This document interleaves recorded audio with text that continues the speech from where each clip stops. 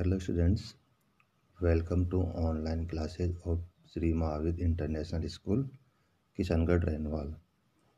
I hope you all are well at your home. Dear students, today we will discuss about chapter number 7 of history, that is Revolt of 1857. And in this chapter we will discuss about the reasons of the revolt of 1857 and about the spread, limitations and causes of the failure of the revolt, and at last we will discuss about the Queen's proclamation in 1858. And by the end of this chapter you will able to know about various factors which led the revolt of 1857, like political factor, economic, social and religious and military factors, and the spread of the revolt of various parts of the country and resistance by the British. And in this chapter we will discuss that why the revolt failed even after garnering support from a large section of the Indians, and the direct and indirect effect of the revolt of 1857. All these things we will discuss in this chapter, and this chapter deals with the first mass uprising in India against the British, the revolt of 1857. It explains the causes, cause, and the results of the revolt of 1857. It looks into the detail of the impact of the British rule on all the sections of the Indian society, which led to a mass movement against their oppressive ways. Now let's start the chapter. Dear student, there is a index that's showing from 1700 to 1900 some events that between took place in 1700 to 1900. First, the Battle of Plassey that took place in 1757. Second, British rule expanded to Bengal and Bihar in 1764 after the Battle of Buxar, and in 1770 there was a Bengal famine, and in 1793 permanent settlement of Bengal, and 1829 the abolition of sati. In 1848, Lord Dalhousie becomes Governor General, and 1853, railways and telegraph introduced, and 1857, the revolt was took place, and 1858, Queen Victoria's proclamation, and 1876, Queen Victoria assumed the title Empress of India. It means between 1700 to 1900 some events that took place that showing in this diagram. The period from 1757 till 1857 show the extension of British power and economic exploitation. It means in this period the British expand their power and their rule in India. It created the Indian ruling elite and the masses, which resulted in several local uprisings. In this period, they started controlling on the local leaders and local territory of India. By the mid 19th century, regional nawabs and kings lost their authority. It means mid 19th century or in 19th century, the nawab means head of the territory, and the king, they lost their power, and these those territories controlled by the British officers. In the rural area, both the peasants and the zamindars were unhappy with the system of revenue collection, and the revenue system or revenue collection system that implemented by British officers. The zamindars and the peasants were happy by those revenue system. The revolt of 1857 was a culmination of the rising wave of antagonism against the British rule. It means the revolt of 1857 was the feeling of hearted and opposition against the British rule. It shook the very foundation of British rule, seen by some historians as the First War of Independence. It means some historians said the revolt of 1857 as the First War of Independence. The revolt of 1857 was the result of certain deep rooted causes. It means there were some causes. That's why the revolt of 1857 caused the immediate cause was provided by the Indian soldiers. But the immediate cause was provided by the Indian soldiers. Let us take a look at the causes of the revolt. Now, first we will discuss about the causes of the revolt. First, political causes. The expansionist policy and intention of the British created a sense of fear, suspicion, and resentment among the ruler of the Indian state. It means by the policy, by the intention of British rules and other system that introduced by the British officer, they fear and they suspense in the Indians' mind and they started opposing the British rule. First point, Lord Dalhousie's policy of the doctrine of lapse. Means the doctrine of lapse is, was a policy that introduced by the Lord Dalhousie was resented by the ruling class because it curbed their right of adaptation. It means in doctrine of lapse curbed their rights of adaptation. It means abolition of adaptation.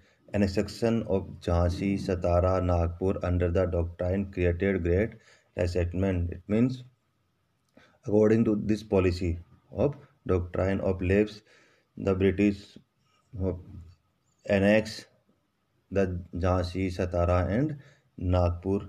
Second point, the Hindu as well as Muslim were against the British due to the annexation of Awadh. And according to this policy, British also annexed the Awadh, and due to this, the Hindu and Muslim both were against the British. As a result of annexation, the ruler were forced to disband the soldiers.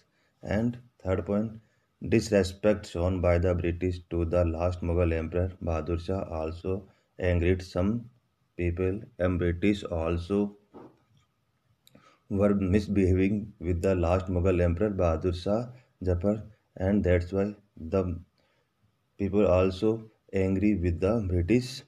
The British excluded some Indians from all high civil and military jobs which were reserved for the Englishmen, and the high posts were also reserved for the only Englishmen. The Indians were not allowed on high posts. That's why the Indian were also angry with the British. In the army, the highest post which an Indian could get was that of a subedar at rupees 60 or 70 per month. It means the highest post that got by the Indian soldiers, that was subedar, and the salary was 60 or 70 rupees per month.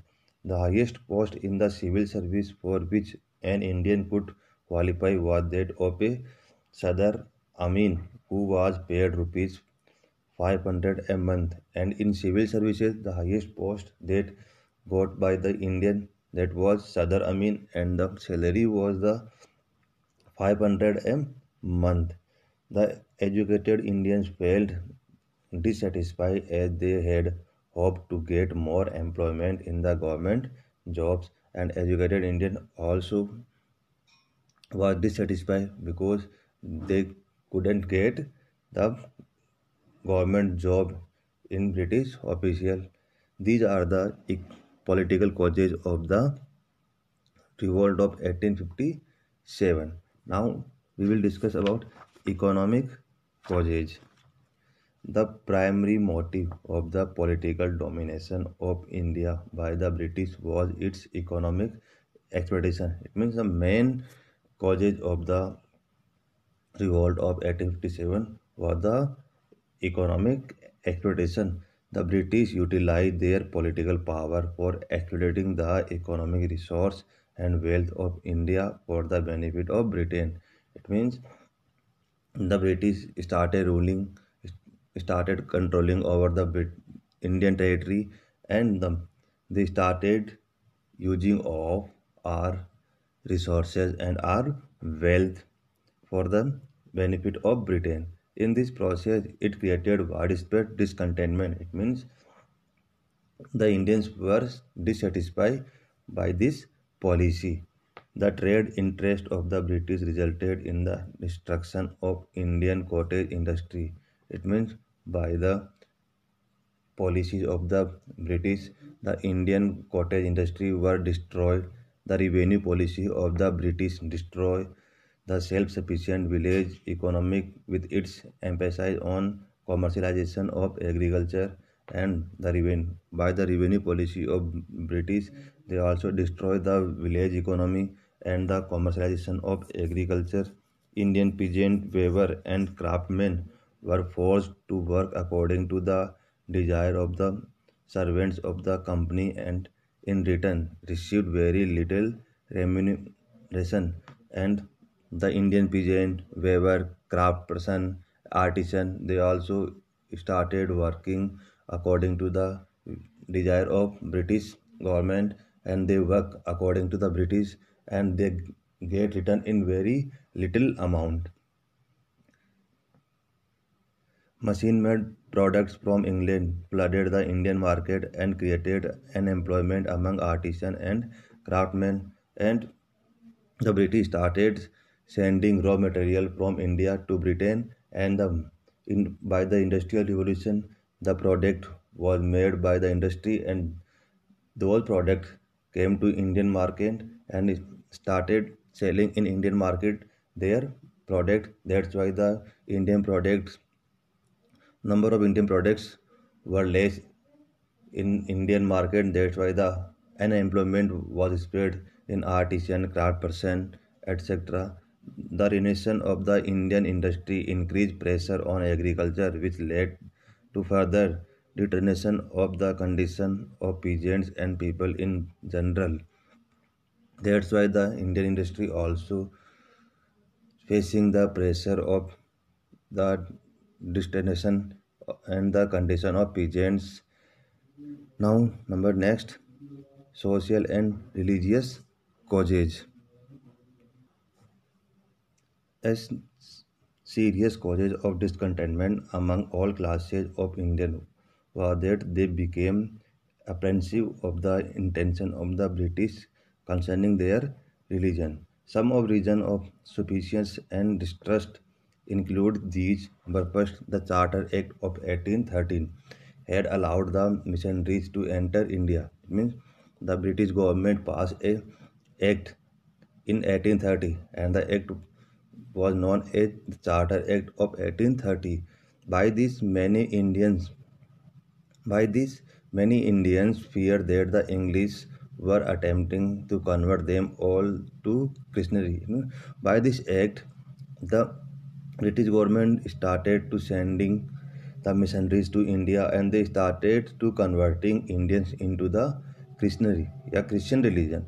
Certain laws passed by the company's government, including useful social legislation like the abolition of sati, female infanticide, and encouragement of widow remarriage, were considered as unnecessary interferences by the British in the social custom of Indian society. And in this period, the British government also passed some policy system. By this, the abolition of sati, female infanticide, and encouragement of widow remarriage, all these social reforms were done by British government, and the Indians were thought that it was the interfere in our social custom or our social tradition. That's why the people also dissatisfied. The feeling of the people were hurt further by the taxes and were imposed upon the land on which temples and mosques were built. The British generally looked down upon the Indian and considered them to be inferior. This attitude fueled resentment among them. All these causes create the dissatisfied or made the angry Indian people. That's why they started revolt against the British government. Next causes, military causes. The sepoys in the colonial army were unhappy with many rules and regulations imposed by the British.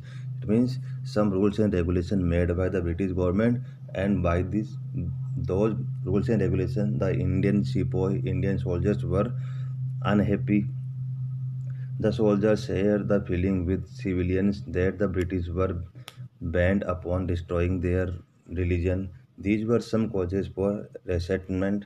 First point, the soldiers of the Bengal army mostly belonged to Awadh and they felt indigent when Awadh was annexed to British territory. It means when the according to the doctrine of Leps, the Awadh was annexed in the British rule, then the army of the Bengal that belonged to the Awadh, feeling that they were not safe. In September 1856, a general order was passed by which all the new recruits were asked to take an oath that they would go to fight for Britain at any place where required. It means in September 1856, General the head is ordered and this by which all new recruits were asked, new requirements were asked. It means they started joining new soldiers and they started taking oath that if there will be required for army for Britain, then they will be sent in any place out of the country. It confirmed their suspicion toward the intention of the British because in that case they were liable to undergo sea travel, which for some was prohibited in their religion. Sepoys were not paid any extra remuneration or bhatta or allowance for fighting in distant places, and the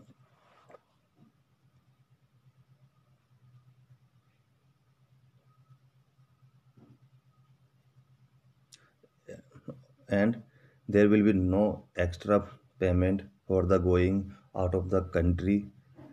They were not assigned any honors or rewarded after the success in the battle, as had been the case under the service of the native rulers. Sepoys were also paid very low salary. This was not sufficient to fulfill their daily needs. These are the causes of military causes.